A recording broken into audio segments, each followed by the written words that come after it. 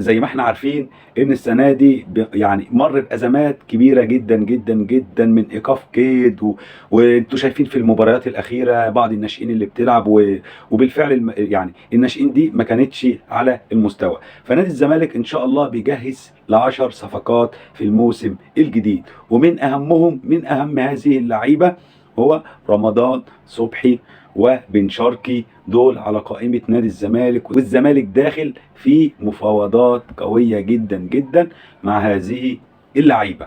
نتمنى من مجلس إدارة نادي الزمالك يكون موفق في اللعيبة اللي هتيجي لنادي الزمالك، لأن فعلا النادي محتاج يعني شغل كتير جدا جدا جدا، لأن نص الفرقة لا يصلح للعب لنادي الزمالك ولا يستحق ارتداء تيشيرت نادي الزمالك. فانا عندي كل ثقه ان شاء الله، يعني كل ثقه ان مجلس الاداره والكابتن احمد سليمان هيقدروا يعملوا فريق وتيم وسكواد يليق باسم نادي الزمالك، لان اللي احنا بنشوفه ده وفي مباراه المقاولين امبارح زي ما احنا شفنا مش ده نادي الزمالك خالص، ومش دي اللعيبه اللي ينفع تكون في نادي الزمالك.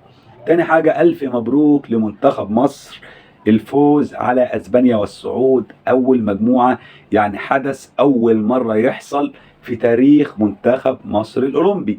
واخر مره مصر وصلت فيها وعدت من دوري المجموعات كان في 2004، يعني بوجود زيزو عمل تاريخ لمنتخب مصر. فألف مبروك لمنتخب مصر، وإن شاء الله يعني نقدر نتخطى المرحلة الجاية، نقدر نتخطى المرحلة الجاية إن شاء الله بقى، ونصعد للدور قبل النهائي. وإن شاء الله إن شاء الله يقدر المنتخب ياخد برونزية أو ميدالية فضية أو يوصل النهائي إن شاء الله بإذن الله. عندي كل الثقة إن هذا المنتخب العظيم هيعمل حاجة في هذه البطولة. كل التوفيق لمنتخبنا الوطني ولاعيبه نادي الزمالك وكل لعيبه الانديه المصريه. وطبعا احنا عارفين الانديه المحترمه فقط بره عن الانديه اللي رفضت تبعت لاعيبتها للمنتخب، بس لاعب واحد من الزمالك يكفي، نجم كبير كفيل ان هو يخلي منتخب مصر في العالميه، وهو احمد السيد زيزو.